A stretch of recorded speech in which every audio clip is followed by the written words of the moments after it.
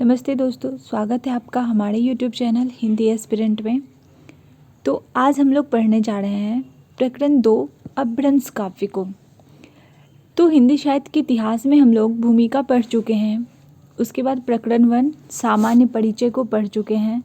आज हम लोग देखने वाले हैं प्रकरण 2 में अपभ्रंश काव्य को। इसमें सबसे पहले शुक्ल जी लिखते हैं, यहाँ पे क्या है, गाथा यानी कि प्राकृत, दोहा यानी कि अपभ्रंश, दोहा या दोहा यानी कि अपभ्रंश। तो यहाँ पे इसका मतलब है, शुक्ल जी लिखे हुए हैं, जब से प्राकृत बोलचाल की भाषा ना रह गई तभी से अपभ्रंश साहित्य का आविर्भाव समझना चाहिए। यानी पहले जैसे कि गाथा कहने से प्राकृत का बोध होता था, पहले गाथा या गाहा कहने से प्राकृत का बोध होता था, वैसे ही आगे चल के दोहा या दोहा कहने से अपभ्रंश का बोध होने लगा। हम लोग पीछे देख चुके हैं अपभ्रंश का अपना छंद क्या था, दोहा या दोहा।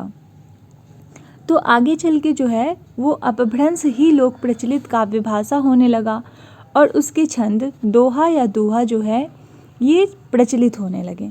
ठीक है, और इसमें क्या है, जैन और बौद्ध धर्म के जो आचार्य थे वो अपने मतों की रक्षा करने के लिए उपदेश देते थे, किसमें, अपभ्रंश में और दोहा या दोहा छंद में। आगे देखते हैं, भरत मुनि जो हैं वो अपभ्रंश नाम ना देकर लोक भाषा कहा है। देखिए ये महत्वपूर्ण पॉइंट है कि अपभ्रंश को लोक भाषा किसने कहा है, तो यहाँ पे हो जाएगा आपका भरत मुनि। भरत मुनि क्या कहे हैं, भरत मुनि यानी कि विक्रम की तीसरी शताब्दी में अपभ्रंश नाम ना दे करके लोक भाषा को देश भाषा ही कहा। यानी अपभ्रंश नहीं दे करके लोक भाषा या देश भाषा हम लोग कह सकते हैं। ठीक है, अब देखिए यहाँ पे तो अपभ्रंश नाम नहीं मिला। अब आगे चल के अपभ्रंश नाम कहाँ से शुरू हुआ है, तो अपभ्रंश नाम वल्लभी के राजा धारसेन द्वितीय के शिलालेख में मिलता है। सबसे पहले पहल कहाँ पे मिलता है, वल्लभी के राजा धारसेन द्वितीय के शिलालेख में मिलता है। ठीक है, वर रुचि के प्राकृत प्रकाश में भी याद रखिएगा इसका जिक्र नहीं है अपभ्रंश का। ठीक है ना, आगे देखिए, वर रुचि का प्राकृत प्रकाश जो है इसमें भी अपभ्रंश का उल्लेख कहीं भी नहीं है। तो अपभ्रंश का उल्लेख है कहाँ पे, तो धारसेन द्वितीय के शिलालेख में।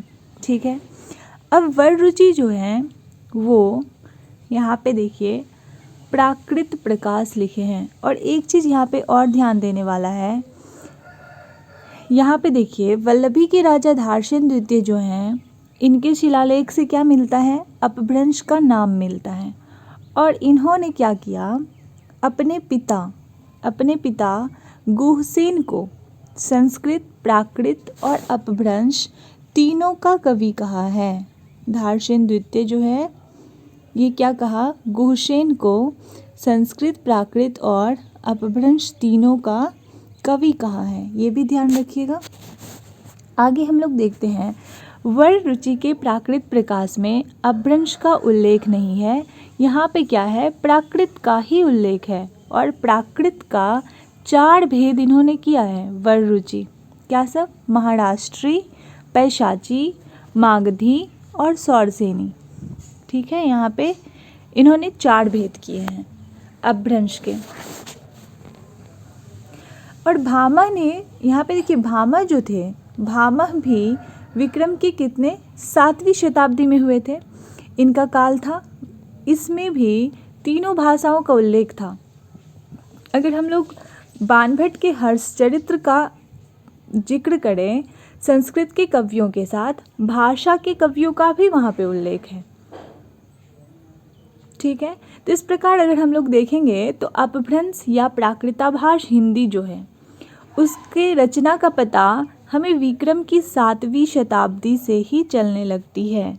ठीक है, अपभ्रंश का पता कब से चलता है, तो विक्रम की 7वीं शताब्दी से।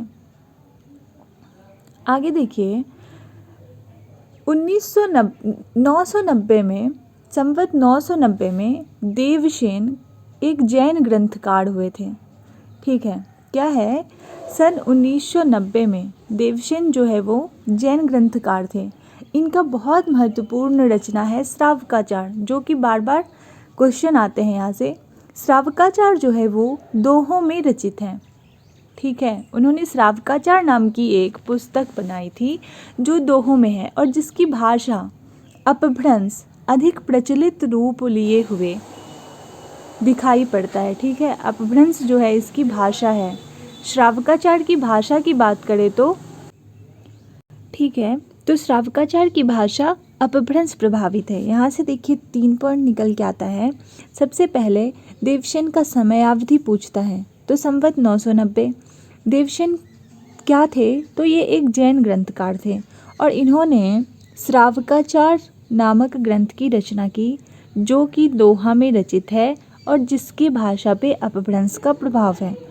आगे देखिए, दब सहाप पयास मूल देवसेन अपभ्रंश दोहा, ये इनका दोहा एक यहाँ से लिया गया है कि ये देवसेन का है और अपभ्रंश दोहा में प्राकृत में रूपांतरण इसका क्या है, माइल धवल किया। ठीक है, दब सहाप पयास ये मूल किताब है देवसेन का किताब है। इसका प्राकृत रूपांतरण किसने किया, तो माइल धवल ने किया।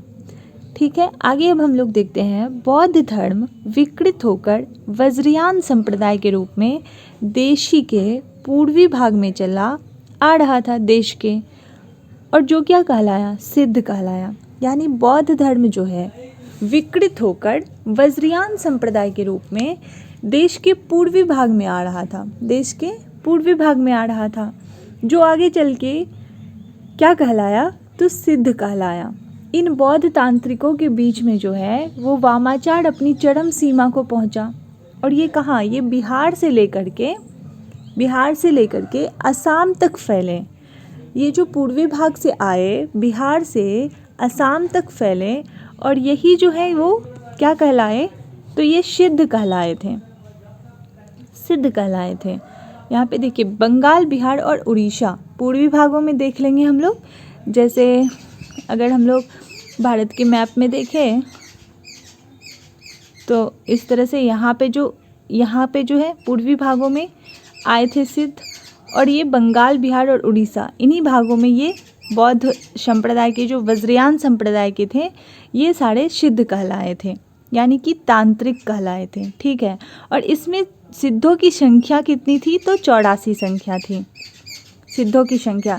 राजशेखर ने कर्पूर मंजरी में भैरवानंद के नाम का सिद्ध का उल्लेख किया है।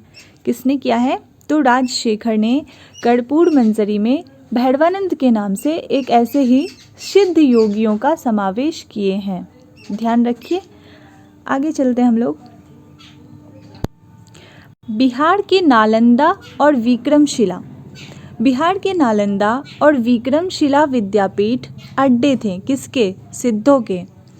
बिहार के नालंदा और विक्रमशिला नामक प्रसिद्ध विद्यापीठ हैं, इनके अड्डे थे। ठीक है, बख्तियार खिलजी दोनों विद्यापीठों को नष्ट किए। यहाँ पे इस बारे में ये भी ध्यान रखिए कि नालंदा और विक्रमशिला विद्यापीठ जो थे इसे नष्ट किसने किया, तो बख्तियार खिलजी ने किया। ठीक है, और यहाँ पे पा जो है वो आदरार्थक यानी कि पाद शब्द का जिक्र है। यहाँ पे पा इनके लिए होता था, क्या होता था, सिद्ध के लिए आदर सूचक शब्द होता था पा। सिद्धों की रचनाओं का संग्रह हरप्रसाद शास्त्री ने बंगला अक्षरों में बौद्ध गान ओ दूहा नाम से किया। ठीक है, सिद्धों की रचनाओं का संग्रह जो है वो हरप्रसाद शास्त्री ने क्या किया, बंगला अक्षर। तो यहाँ पे क्या है कि सिद्धों की रचनाओं का संग्रह जो है वो किसने किया, हरप्रसाद शास्त्री ने। हरप्रसाद शास्त्री जो है ये नेपाल, जिस प्रकार राहुल सांकृत्यायन तिब्बत या भोट देश से हम लोग पढ़े हैं किताबों का संग्रह किया था, इसी प्रकार ये नेपाल से कर रहे थे। ठीक है ना। आगे देखिए, अक्षरों में बौद्ध गान और दोहा नाम से किया था। अब देखिए सिद्धों में सबसे पुराने कौन है, तो सिद्धों में सबसे पुराने सरह हैं, यानी सरोज वज्र। यहाँ पे देखिए वज्र, वज्र लग गए, ये कठोर इसका मतलब हुआ। तो सिद्धों में सबसे पुराने सरोज वज्र यानी शरहपात सरह जो है ये माने गए। वज्रयान में महासुख का प्रवर्तन किया गया। वज्रयान में क्या किया गया? महासुख का प्रवर्तन। और निर्वाण के यहाँ पे 3 अवयव बताए गए। क्या सब है? तो निर्वाण के लिए यहाँ पे शून्य, विज्ञान और महासुख को बताया गया यहाँ पे। ठीक है, आगे है सिद्धों में स्त्री भोग का महत्व दिया गया। यानी कि ऐसे हम समझे इसे कि सिद्धों में क्या किया, ऊंच नीच कई वर्ण की स्त्रियों को लेकर मद्यपान के साथ अनेक विभत्स विधान वज्रयानियों की साधना के प्रधान अंग थे। यानी यहाँ पे इसका मतलब क्या है कि सिद्ध जो थे वो सिद्धि प्राप्ति करने के लिए किसी स्त्री का, जिसे शक्ति योगिनी या सिद्धों में महामुद्रा कहते हैं, उसका योग या सेवन आवश्यक माना है सिद्धों में। ठीक है, स्त्री भोग का जो है वो आवश्यक माना है सिद्धि प्राप्ति के लिए। आगे देखिए, यहाँ पे सांकेतिक भाषा का प्रयोग होता था। ठीक है, यहाँ पे सांकेतिक भाषा का प्रयोग होता था। तो यहाँ पे सांकेतिक भाषा का प्रयोग होता था। अब देखिए, ध्यान दीजिए, जिस समय मुसलमान आए थे भारत में, जिस समय मुसलमान आए थे उसी समय पूर्वी भागों में मुसलमान आए थे, देश के पूर्वी भाग में, बिहार, बंगाल और उड़ीसा में। तो धर्म के नाम पे जो था उस समय क्या था, दुराचार फैला हुआ था। ठीक है, तो रहस्यवादियों की सार्वभौम प्रवृत्ति के अनुसार ये सिद्ध लोग जो थे वो अपनी वाणियों को सांकेतिक दूसरे भी को बताया करते थे। यानी कि संकेत देकर वे दूसरे को भी बताते थे। कैसे? जैसे हम लोग देखे हैं का तरुवर पंचविराल, सिद्धों में पढ़ने को मिलेगा आपको का तरुवर पंचविराल। यानी क्या सब है इसका मतलब? पंचविराल में बौद्ध शास्त्र में क्या निरूपित है? आलस्य, पहला आलस्य, दूसरा है हिंसा, तीसरा है कर्म यानी कि काम, चौथा है विचिकित्सा और पांचवा है मोह। तो पंचविराल की बात करें तो यही होता है।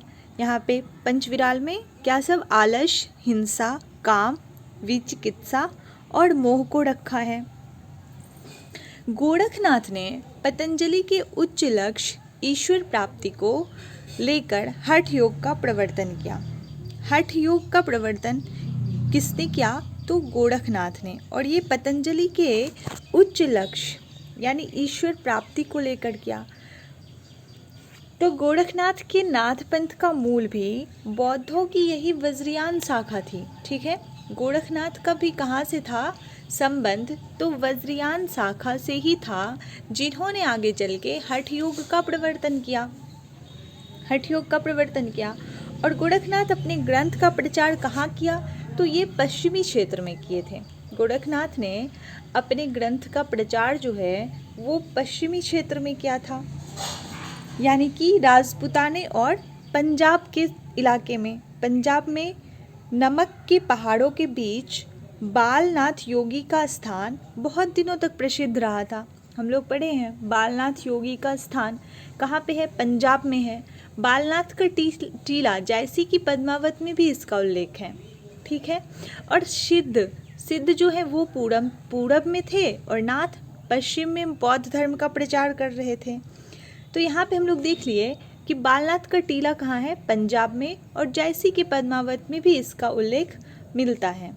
ठीक है, गोरखनाथ की समय की अगर बात करें हम लोग, तो गोरखनाथ का समय जो है ये है, आपको हो जाएगा ये, इसमें मतभेद है गोरखनाथ जी के समय में। तो गोरखनाथ जी का समय राहुल सांकृत्यायन की बात करें तो इन्होंने 845 ईस्वी माना है।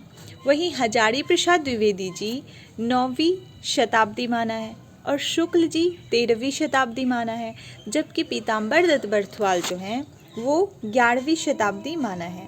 ठीक है, तो यहाँ पे ध्यान दीजिए, गोरखनाथ का समय शुक्ल जी क्या मानते हैं? 13वीं शताब्दी, हमें ये ध्यान रखना है। ठीक है, महाराष्ट्र के संत ज्ञानदेव अपने को गोरखनाथ का शिष्य माना है। अब महाराष्ट्र के जो संत थे ज्ञानदेव, इनका समय क्या था? ये अलाउद्दीन के समय में थे ज्ञानदेव, संबत 1358 के लगभग में, ठीक है। ये ज्ञानदेव थे। ये इन्होंने क्या बोला है? गोरखनाथ का शिष्य माना है। और नाथ की संख्या कितनी मानी है शुक्ल जी ने? तो 9 मानी है। क्या सब है नाथ में?